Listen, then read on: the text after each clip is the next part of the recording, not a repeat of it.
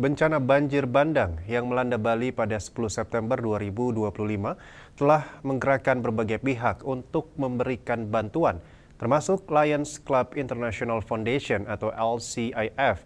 Yayasan Amal Internasional ini menyalurkan bantuan sosial berupa 1.425 paket logistik dan sanitasi kepada warga terdampak di Banjar Pekandelan, Desa Pemecutan Kelot, Denpasar.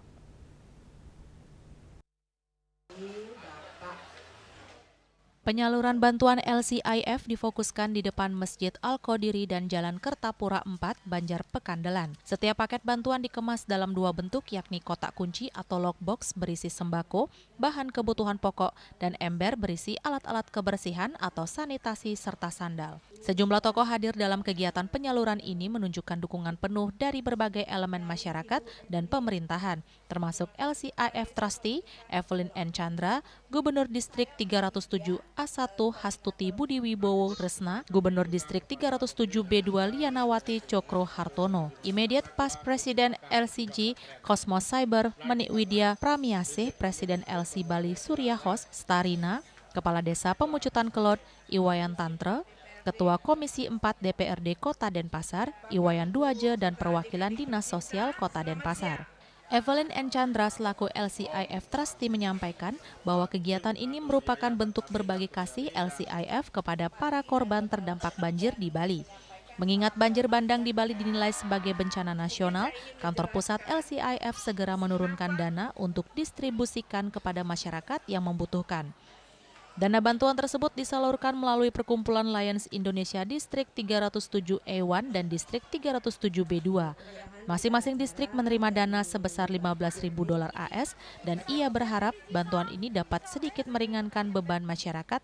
Ke depan LCIF berkomitmen untuk melanjutkan bantuan melalui tahapan selanjutnya seperti proyek-proyek pembangunan atau proyek pilar kemanusiaan lainnya.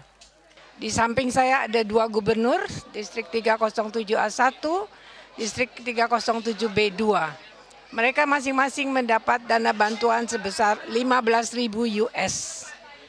Dan harus diberikan untuk barang-barang yang sangat dibutuhkan oleh masyarakat khususnya. Dan kita akan menyisikan sebagian untuk membersihkan sampah di jembatan yang menumpuk sekali sampah-sampah dan diperkirakan masih ada 2 jenazah di bawah sana. Disitulah hati kami terketuk untuk mencoba membantu. Dalam kesempatan yang sama, Hastuti Budi Wibowo Kresna, Gubernur Distrik 307 A1 menyebut bantuan ini sebagai awal yang baik untuk proses pemulihan. Ia juga mengingatkan warga agar tetap waspada dan berharap bencana serupa tidak terulang kembali.